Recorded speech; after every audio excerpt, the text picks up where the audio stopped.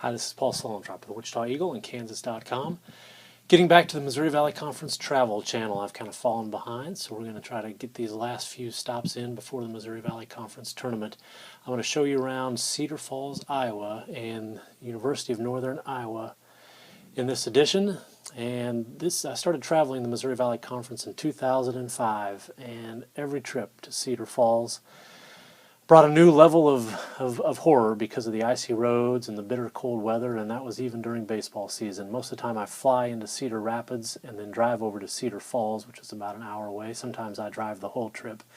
And there were many of them where I was absolutely sure my life was going to end in a ditch on the highway between Cedar Rapids and Cedar Falls. There's a very good reason why the rest of the valley refers to this city as Frostbite Falls.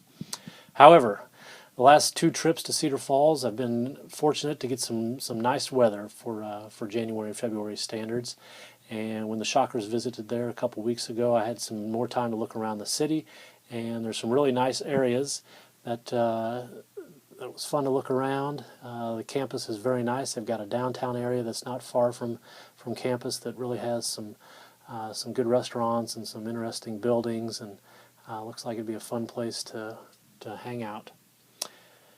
Cedar Falls and its neighboring city, Waterloo, they have a population of around 100,000 people, which makes it the Missouri Valley's third smallest location.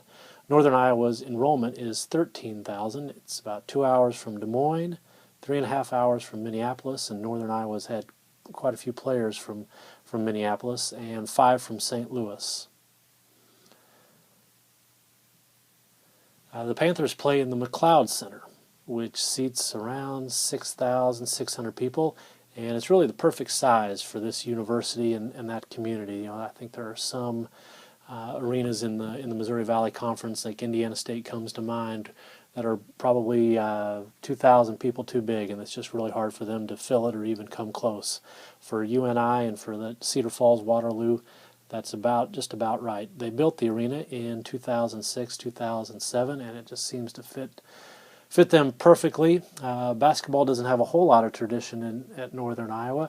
It really took off over the last 10 or 12 years. Greg McDermott, now the coach at Creighton, really got things going, handed things off to Ben Jacobson, who is the current coach, and they've really got a solid program going there. Of course, it was highlighted. Went to the NCAA tournament in 2009 and 2010, and went to the Sweet 16 in 2010. Northern Iowa, I think, over the years has been more known for football and for wrestling, but they've really made some good strides over the past 10 years, and the McLeod Center, I think, is an important part of that. There was a lot of skepticism from kind of the old guard Valley when they brought Northern Iowa into the Missouri Valley Conference back in the 90s, and they've really proved to be a very valuable member, not only basketball, but also their volleyball program is excellent. Their track and field program has been very strong. So they've really made themselves a pretty valuable member of the Missouri Valley Conference. When you drive into Cedar Falls, it's hard to miss the UNI Dome, which kind of dominates the landscape, and it's quite an interesting building. Northern Iowa played basketball in there for many years, and I covered one game in there in 05 and 06, and it was just not a good situation for basketball. They kind of put a court in the middle of the dome, in the middle of the floor on the dome, and put bleachers and stands around it, and it just wasn't very good at all. I had a long way to go to the locker room, and it was hard to get much atmosphere in there, I'm sure.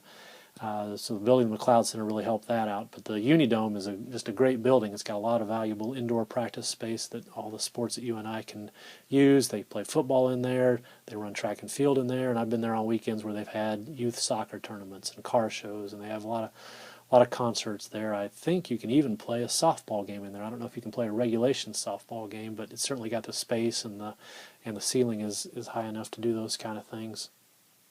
So the UNI Dome is quite the valuable piece of property for Northern Iowa, and gives them something that a lot of schools don't have.